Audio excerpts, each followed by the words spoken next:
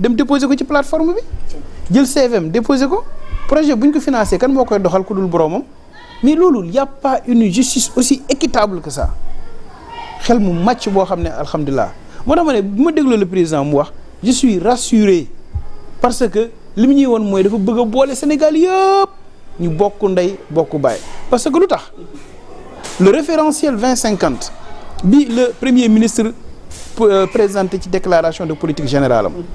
pour ñu egsi fi il faut ñu bokk ndey bokk baay mënuñ faa egsi di xiiroo di ŋaayoo mënul nekk damay emprunter sama doomu bàjjan libu yi ñoom Umar Seck Ndiaye li ñuy wax une suppendoo une soobandoo une suppendoo lii rek muñ ci mën a génnee une soobandoo une suppendoo mais kenn rek bu ci desee gannaaw du sotti fii la rejoindre devise bi un peuple un but une fois lii rek la un peuple un but une fois mais il faut l'incarner ok il faut l'incarner le président de la République dafa ñëw pour incarner loolu tey mënoon na ñëw fii ne chasse aux sorcières wala mu ñëw fi ne waaw képp koo xam ne mosoon nga ñoo def lii dinañ la yóbbu ci yoon mais wax na ko sax ci biir kàddoom nee na wóor yoraluñ kenn dara fayantowuñ parce que yoraluñ kenn dara xam nga ki fayantowul ku yoralul kenn dara du fayantoo moo tax mu ne fayantowuñ ndax yoraluñ kenn dara jàppaluñ suñu xol bi jàppaluñ ci kenn dara liñ bëgg mooy Sénégal yëpp bokk ndey bokk baay une soobandoo une suppendoo pour defar réew mu jëm kanam. C'est important. Doyen, on parle déjà d'un agenda national de transformation Sénégal 2050 mais li ci gën a am solo mooy redresser le pays et replacer le citoyen au cœur de l'action publique mu nekk point boo xam ne revenir na ci le citoyen au cœur de l'action publique par rapport à cet agenda de transformation nationale. Oui, parce que avant may répondre à la question wala ma koy fàtte dafa am ñaari point qui n'en ont pas l'air mais c'est très important soo xoolee président Diomaye si discours bi en français discours bi yëpp soo xoolee c'est dans un rythme très posé sauf benn partie bi muy réaffirmer sa confiance à Sonko c'est la seule fois où il a insisté nga sentir ne kii il est au-dessus du discours. Je ne sais pas si vous avez remarqué. Au-delà du discours, c'est un message. Parce que c'est la seule fois nga gis ne tempo bi yéeg na complètement. Parce que sinon c'est assez monocorde benn tempo la mais foofu en français bi surtout wolof bi c'est pas passé. Mais français bi c'est une affirmation. Donc ni ko c'est pas le fait de le dire mais ni mu ko waxee. ça daf ko waxee xol. Le ton. Et puis baat bi gën a yéeg waaw. xam nga des fois dañ naan xam nga sooy bind di nga def ay virgule di nga def ay point nit ñi mën a lire mais wax aussi dañ koy ponctuer di nga xam ba si nga noppi boo noppee li nga wax après le gars va prêter attention c'est comme si da nga naan écoutez bien ce que je vais dire mais waxoo ko mais silence boobu loolu lay tekki mais léegi moom ni mu ko waxee daa mel nga jël si bic rouge nga souligner ko si dégg-dégg bi même boo doon togg di xaw a somnolé partie boobu foog nga jóg parce que dafa am lu yëngatu intonation bi day génne au sa rythme séquence très très très important te loolu souvent waxu xool boo koy génnee ak loo xam ne tu tiens à le dire et c'est normal parce que xam nga c'est pas sans histoire nekk nañ benn contexte boo xam ne comme on dit les oiseaux de mauvais augure ils ont voulu jouer si boobu dichotomie démb def naa benn poste ñu ne ma kan mooy homme de l'année ma ne homme de l'année mooy Jonko waaw ma ne homme de l'année mooy Jonko ñu ne ma Jonko waaw Diomaye Sonko ak Sonko waaw ma ne mooy homme de l'année pourquoi mu nekk homme de l'année parce que soo demee si grec yi dafa am benn divinité bu ñu tuddee Janus sa divinité bi benn bopp la mais dafa am ñaari féete bi fas papa benn bopp la bi fas benn bopp la mais dafa am soo xoolee fii am na koy gis moo tax ma ne homme de l'année c'est Jonko benn jëmm ñaari bopp waaw non c'est un dieu grec qui s'appelle Janus c'est-à-dire benn jëmm la mais fii dafa am koy gis fii dafa am koy gis et comme par hasard c'est le dieu de l'ouverture prospérité, des chemins croisés, des transformations. xam nga des fois dañ naan tombé waral ay gaaf mais nous sommes dañu nekk ay symbole soo xoolee symbole boobu déjà ji boobu li muy représenté c'est vrai que c'est grec mais transformation fi Sénégal tollu croisement ouverture nouvelle porte ba pare ji boobu Janus am ñaari bi fees lañ koy wooyee Pape Bichra parce que benn bopp la mais ñaari kanam la am soo xoolee fii am na foo gis moo tax ma ne Jonko mooy homme de l'année waaw Janus boobu mooy Jonko. loolu moom doy na waa di Jonko. Jonko mooy Diomaye ak Sonko c'est-à-dire pour symboliser Janus boobu. c'est-à-dire à travers benn nit. parce que loolu mooy xam nga si wolof. ñu ngi naan Sonko mooy Diomaye mooy Sonko. loolu mythologie boobu mooy traduire loolu dans les faits historiques. loolu mus na am. c'est-à-dire que mus na am Janus. maanaam xam nga fii loolu ñu wax ñaan Sonko Diomaye mooy Sonko mooy exactement moo koy wane. ba pare rax si doole par coïncidence ji boobu symbolise ñoom lu ñuy incarné. mu nekk double message transformation ouverture renouvellement donc soo xoolee fii gis kii donc moo tax bi ñu ko waxee ça m'a frappé. ba pare aussi beneen fait bi aussi mooy l'histoire de Thiaroye 44. xam nga fii on a un problème on a un problème c'est-à-dire que du ñu nangu waxtaane suñu mbóot dëkk mënul développé ci doo waxtaane say mbóot parce que dafa am solo mais malheureusement ni ñu ko posé ak fi ñu ko posé moo baaxul c'est-à-dire Cheikh Oumar Diagne moo ko posé. boo ma mayee kon question d'actualité concernant Cheikh Oumar Diagne comme évoqué nga point bi yow nga. voilà c'est que avant fàttuma sa question maa ngi ko en ligne de mire mais bu moon fàtte lii c'est important donc soo xoolee affaire kii bi affaire Thiaroye 44 bi c'est-à-dire dafa am yoo xam ne dañu ko war débattre parce qu'il y a beaucoup à dire c'est-à-dire dañ koy façon des fois li ko jël de façon très émotive man je fais la part des choses je dis la première chose mooy waru ko wax pourquoi waru ko wax parce que position la un mois avant président Diomaye ak président Sonko dañu poser ay actes en tant que gouvernant jiitu réew mi ne fii mooy direction bi yow mun a bokk ci seen njaboot ne man fii laay jaar munu nekk borom man je fais la part des choses loolu moom c'est condamnable à 300%. moo tax Jean-Pierre Chevènement dafa ne woon day engagé gouvernement bi. non pas engagé c'est une négation. même day weddi et puis de façon ouverte officielle ça se fait pas chacun a ses convictions mais hors fonction.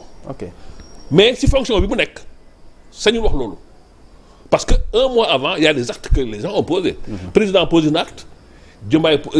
pose un acte Sonko pose un acte. dem Thiaroye loo xam ne musul am. nit ñi convaincre ko avant ñu poser benn débat sur les tirailles pour la première fois français yi commencé koo nangu parce que biñ ñu koy wax Thiaroye 44 pendant très longtemps dañ naan y a 35 morts Hollande ne y a 35 morts 2 ans après Hollande ne y a 70 morts donc dans le chemin de la reconnaissance gëstukat yi ne il y a au moins entre 350 et 400 morts parce que ñi embarqué si pour ñu bii ñibbi si ils étaient beaucoup plus nombreux que ça am na ñu ñëwul mais ñi embarqué ils sont 1600 yi ñoo ñëw ñoo war a egsi fii mais bi ñu compté 1300 la ñu compté donc mooy 300 yi dee maintenant pour expliquer ko ñu ne 300 yooyu dañoo wàcc Maroc mais tout le document historique dañ ko infirmer ne Maroc kenn wàccu fa donc loolu day confirmer ne y a 300 morts fii ñi manqué fii moom la ñu ne ñoo wàcc Maroc donc c'est-à-dire que même France dañ commencé jëm benn reconnaissance Sénégal marqué ay points léegi Cheikh Oumar Diagne daa mel ni sa noonu ngay jox ay armes d'autant plus que am na acte yu posé symboliser ko français yi ñëw à seen délégation donc loolu waru ko wax ci position parce que weddi nga li sa président def weddi nga li sa premier ministre def moo tax Jean-Pierre Chevènement un politique français dafa ne woon dans un gouvernement soit on démissionne ou on ferme sa gueule. Excusez-moi noonu la ko waxee moom. Absolument, c'est ça. Il a démissionné. Jean-Pierre Chevènement à l'époque. On démissionne, on ferme sa gueule. Absolument. Donc c'est exactement la posture que la waroon am parce que mënoo wenn sa njiit. Ouais. C'est pas possible. Et puis dafa am hiérarchie. Président doo ko infirmer. Et puis si mbooloo publiquement day xaw a mel ni maa tey. Parce que aussi tout le monde est libre. Ouais. Mais libre du wax li la neex libre mooy nga wax li nga war a wax ak fi nga ko war a waxee ak ni nga ko war a waxee donc foofu la déborder foofu moom il est condamnable.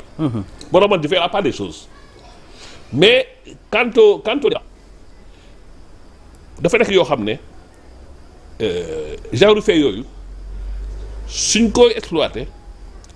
mooy nekk yoo xam ne dafay arriver à souder une nation. Tey soo xoolee pourquoi le peuple juif est puissant pourquoi seen puissance ñu ngi ko imposer ci ay symboles la Shoah tey amul kenn ku taxaw ñeme critiquer la Shoah. sañoo ko. En Occident, aux États-Unis, en France, kenn sañu ko parce que dañu créé benn nit ñi la mauvaise conscience ñoom affaire Shoah bi dañ ko def benn instrument géopolitique te j'ai l'impression que Sonko ak Diomaye foofu la ñu bëgg yóbbu Thiaroye. Thiaroye 44 en faire un instrument géopolitique parce que la géopolitique c'est le politique c'est le culturel c'est l'économique c'est tout. Absolument. Donc soo xoolee exemple lu Shoah bi te les juifs dañ jox toute la communauté mauvaise conscience. kenn ñi mu leen critiquer parce que chacun a des remords waaye ndeysaan nii sonn nañu ndeysaan xaw nañ leen rey et pourtant soo xoolee nos grands-pères y a 100 fois plus de morts que la Shoah. Mais ñoom ils en ont fait un vecteur culturel ñun c'est ça qu'on n'arrive pas à faire maintenant au moment où Diomaye ak Sonko posent le premier pas kenn ñoo bëgg a tuur seen yelwaan. C'est là mais moo tax ma ne la mais tamit sur le fond dafa nekk un débat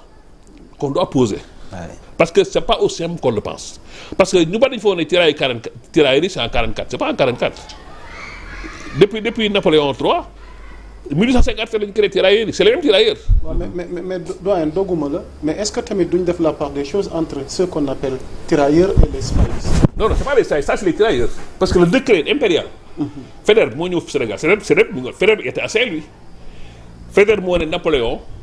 On a besoin de soldats noirs pour les pénétrations léegi Napoléon III moo jël décret impérial ñu ne bataillon de 4 compagnies ñu ne bataillon bu ñu ko tuddee les tirailleurs sénégalais donc juridiquement historiquement depuis 1857 ça s'appelle les tirailleurs c'est pas les spies c'est pas autre chose des fois ça crée beaucoup de confusion mais c'est les tirailleurs ça c'est clair c'est net le décret impérial de Napoléon III demandé par Faidherbe porte la compagnie des tirailleurs c'est écrit c'est dans les archives c'est clair noir sur blanc léegi maintenant là on fait la différence mooy contexte bi ñu nekkoon est-ce que amoon na benn prise de conscience boo xam ne nit ñi comme aujourd'hui oui je dois pas aller parce que c'est comme si j'approuve le blanc c'est pas le même contact ñoom ils n'avaient pas le même niveau de conscience comme tu dis les enjeux étaient autres bàyyi ma dem sa place xam foofu c'est autre chose yooyu il faut jël ko en considération parce que aussi loo gis ay valeurs lay basé wu. parce que y avait donc léegi y avait des facteurs favorisants. et puis non seulement c'était pas forcément tout le monde n'était pas des volontaires. Absolument. Il y avait des contraintes et puis le contexte il y avait pas la conscience politique mais li ñu fàtte pourquoi les massacres dañ ko war a commémorer mooy y a un fait bu dul génne mooy à partir de 1919 ak seconde guerre mondiale dafa am ay faits yu mu tombeel c'est la pénétration du mouvement panafricaniste en Europe mais quand je dis panafricaniste malheureusement c'était sans les Africains c'est le mouvement américain c'est le mouvement des Antilles ñoom ñoo commencé mais les 3 premières conférences panafricanistes ça s'est passé en France et en Belgique mais ci moment boobu nag c'est-à-dire les tirailleurs dañ ko fekkee bi ñu ko fekkee moom une nouvelle conscience bu commencé développer wu c'est ça qu'il faut prendre en compte. C'est important. Ils ont non seulement ils ont découvert que le blanc avait aussi peur que le noir et puis ils ont compris que mais ñii li ñuy jaay du dara ba pare aussi il y avait une conscience panafricaine qui s'est posée parce que n'oublions pas le panafricanisme n'est pas né en Afrique loin de là donc moment yooyu muy première guerre mondiale mu seconde guerre tirailleurs yi fekkee ko léegi ñooñu fekkee loolu avec ces nouvelles idées ces nouvelles consciences c'est-à-dire bu ñëwee tour fii lii bonjour les dégâts loolu la histoire yi génnewul mooy moment boobu déjà c'était à la chasse il fallait que pas nit ñi am prise de conscience donc pour ñoom c'est une pierre deux coups en les éliminant ils ont éliminé un facteur disséminant de révolte et de prise de conscience c'est à ce titre-là peut-être que se situe moo tax xam nga il faut ñu waxtaane yi xam nga ñoom ñu ko def nii même Sonko ak Diomaye les historiens auraient pu les aider historiens yi parce que mu seen liggéey auraient pu les aider à mettre les choses en place pourquoi le tirailleur de 1944 n'est pas le tirailleur de 1857 pourtant c'est toujours tirailleur mais il y a les contextes il y a les environnements et aussi Sonko ak Diomaye c'est quoi leur projet politique par rapport aux tirailleurs est-ce que aujourd'hui ñoom d'abord c'est tordre le bras on a vu comment les Rwandais sont arrivés à tordre les bras aux francophones comment tu peux expliquer le Rwanda contrairement à ce qu'on pense n'est pas un pays francophone c'est un pays anglophone depuis quelques années et pourtant le SG de la francophonie c'est une Rwandaise donc une Anglaise qui préside la francophonie c'est impensable c'est les anglophones ça montre la puissance que le Rwanda est impliqué et ça c'est la conséquence de l'aveu des dégâts que les gens ont fait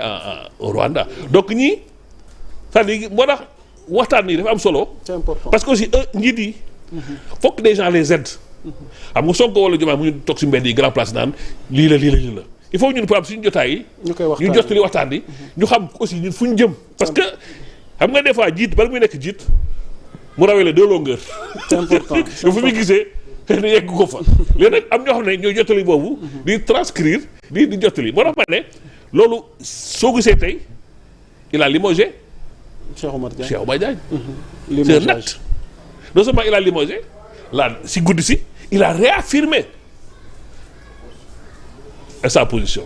léegi nag ñun suñu mandat léegi nag mooy ñu tasaare c'est important tasaare loolu montrer les enjeux c'est pas seulement enjeux de commémoration c'est des enjeux de géopolitique c'est des enjeux historiques merci beaucoup et c'est l'occasion ou jamais merci beaucoup doyen un point très très important mu nekk au cœur de l'actualité mais j'ai pas répondu à ta question je répondrai après il y a pas de souci doyen on va daañu ci dikkaat ñu may honorable sur cette question parce que actualité la daf nu dab ci biir discours njiitum réew mi mu revenir ci hommage googu nga xamante ni am na solo defe naa dégg nañ li doyen Omar Seck Ndiaye leeral ci point boobu mais honorable alors tey le limogeage en question tey lan moo ci sa njàngat. donc am na déjà je rends hommage à Cheikh Oumar Diagne qui est un Sénégalais qui a eu sa pensée et qui l'a dit vous savez jàngale dafa métti xam nga parfois ñun